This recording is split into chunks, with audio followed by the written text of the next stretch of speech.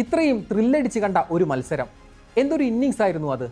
മൈതാനത്ത് പോരാടി ചെളിപറ്റിയ ജേഴ്സിയിൽ സമ്മർദ്ദങ്ങളെ അതിജീവിച്ച അതിഗംഭീര സെഞ്ചുറി. 2011 ഏകദിന പുരുഷ ലോകകപ്പിലെ ഗംഭീറിനെ ഓർമ്മിപ്പിക്കും വിധമുള്ള പ്രകടനം. 134 പന്തിൽ പുറത്താകാതെ 127 റൺസ്, അതും ലോകകപ്പ് നോക്കൌട്ട് ഘട്ടത്തിൽ എക്കാലവും ഭീകരരായ മൈറ്റി ഓസീസിനെതിരെ. തീർത്തും അവിശ്വസനീയമായൊരു വിജയം. നിങ്ങളോട് എത്ര നന്ദി പറഞ്ഞാലും മതിയാകില്ല ജമീമ. മൈതാനത്ത് പൊഴിഞ്ഞ നിങ്ങളുടെ ആ കണ്ണീരിന് രാജ്യം കടപ്പെട്ടിരിക്കുന്നു. കളി കഴിഞ്ഞ രാത്രി മുതൽ കോടിക്കണക്കിന് സോഷ്യൽ മീഡിയ സ്റ്റോറികളെല്ലാം നിങ്ങളാൽ നിറഞ്ഞത് അതുകൊണ്ടാണ്.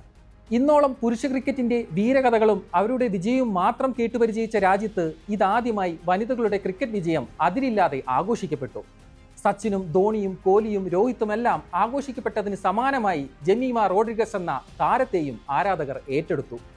ഇന്ത്യൻ വനിതാ ക്രിക്കറ്റിനും കായിക മേഖലയ്ക്കും ക്രിക്കറ്റ് പ്രേമികൾക്കും അത്രമേൽ പ്രിയപ്പെട്ടൊരു വിജയമാണിത്.